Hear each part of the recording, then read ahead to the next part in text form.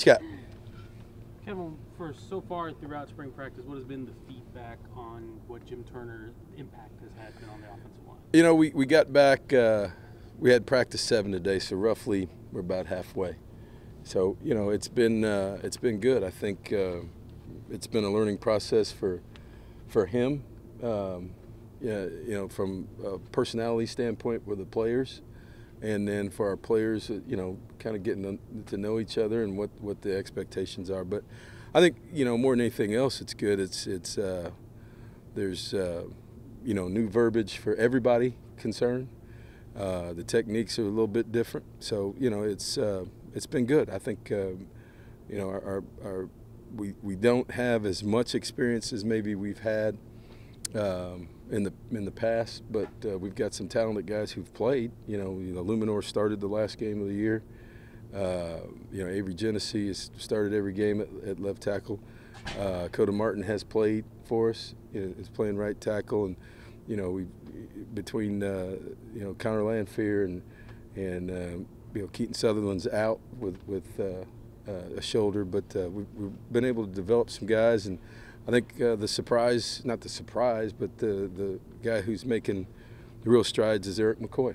You know, at center, he's a 320-pound dude in there who's been red-shirted, but has done a great job with tempo and done a great job with getting us targeted. You know, he's young, but I think Eric made every trip last year. We didn't play him, but he traveled, so he had to prepare to play.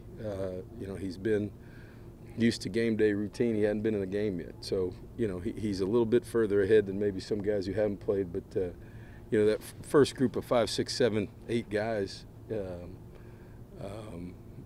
have been around football, and I think are getting better every day. After spring break, coaches tend to figure out which guys stuck to their plan and kept working out and things like that. How did you feel they did coming back, getting back into this? No, they're good. If they didn't, then that's why we don't practice till Tuesday. That's what yesterday was for.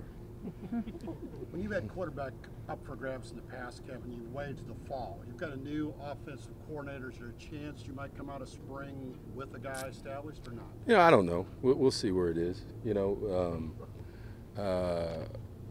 we'll see how it's going. You know, both those guys are working really well. I think, you know, the new system obviously gives, you know, Trevor a chance. Maybe that you know what Jake had coming into it, but you know, a new system, new terminology. You know, it's kind of another starting point for him. So, you know, I don't know. We'll see where that is. You know, it's what we've done in the past is pretty indicative of what we've done. You know, for years. You know, not just here, but Houston. You know, and a couple other places. So, you know, we'll see where that is. We'll get a feel for it. Some of the faces we haven't seen a running back that are maybe new or eligible. I guess how have they been looking so far? You're talking about Travion? Yeah, Travion. Yeah, and Keith Ford. Yeah, good players. You know, they've been we got more running backs this spring than we've had since I don't know anywhere. So we got 5 guys back there in spring football, which we haven't had that. I don't know that we've had that anywhere I've ever been for spring. With James White, you know, being a guy who's played, Bussy is really, you know, you can see the difference a year makes with that knee. We had a pretty good go at it last Thursday night, a scrimmage situation. So Bussy played very well and catches the ball well out of the backfield.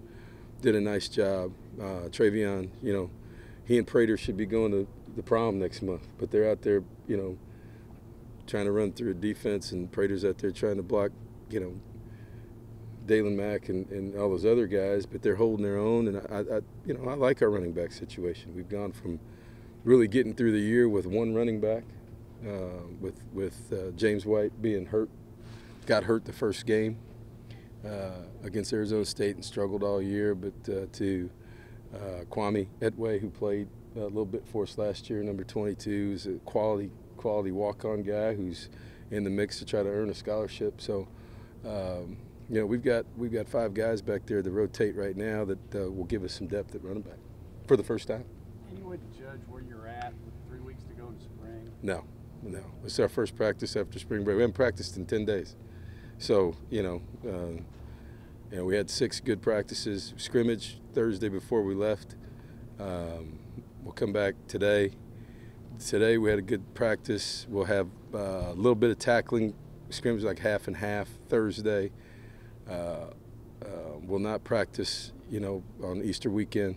Let the guys go home maybe a little bit, and then not maybe a little bit, but Friday, Saturday, Sunday we'll come back next week, practice Monday, Wednesday, and we'll have a scrimmage for Friday Night Lights in the stadium. So, we'll know more by then. You're talking about the